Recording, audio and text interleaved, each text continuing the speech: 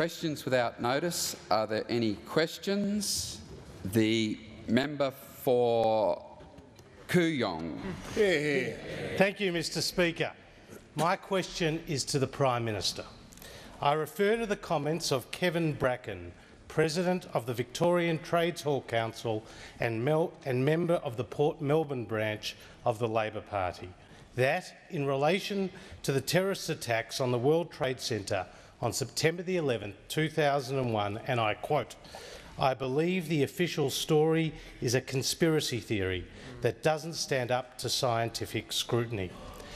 If the Prime Minister finds these comments as offensive as most right-thinking Australians, what action will the Prime Minister take to discipline Mr Bracken and send a message to others that such remarks are unacceptable? Order. Order. Order. The House will come to order. The member for Dixon. Prime Minister. Thank you very much, and I thank the member for what I understand to be his first question and congratulate him for his election to this place. He follows in distinguished shoes for Petro Georgiou's contributions to this House, about which we were only talking just yesterday. On his question, obviously I don't agree with the remarks. Obviously they are stupid and wrong. I think the member was in the House yesterday when I gave my Prime Minister's statement on Afghanistan. I would refer him to that. That is my view, obviously.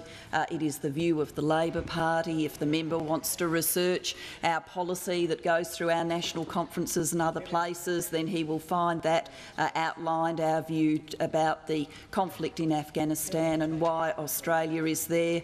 As the member, I think, would probably be aware, the Labor Party is a large organisation. People join it as individuals.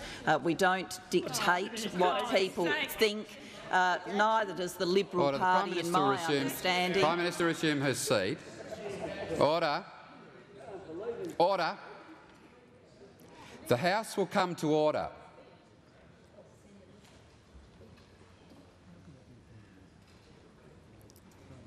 The Manager of Opposition Business on a point of order.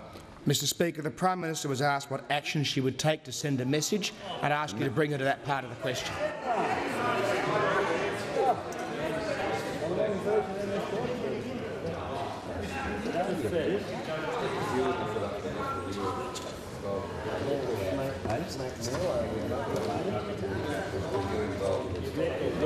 Order. The House will come to order.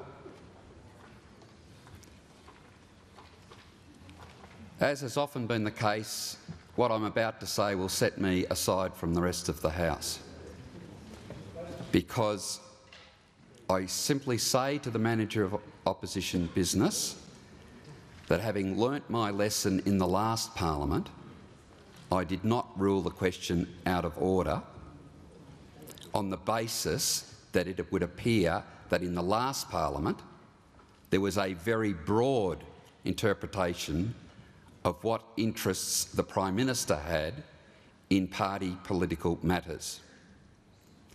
Now, having said that, I think that what I've heard of the response I would gather as being directly relevant to the question.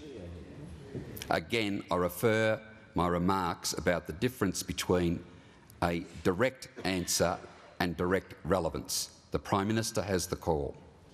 Thank you very much, Mr Speaker, and I was making the simple point that the Labor Party is a large organisation, and one would expect that there would be individuals in a large organisation who have views that I view as wrong, and I view this view as wrong.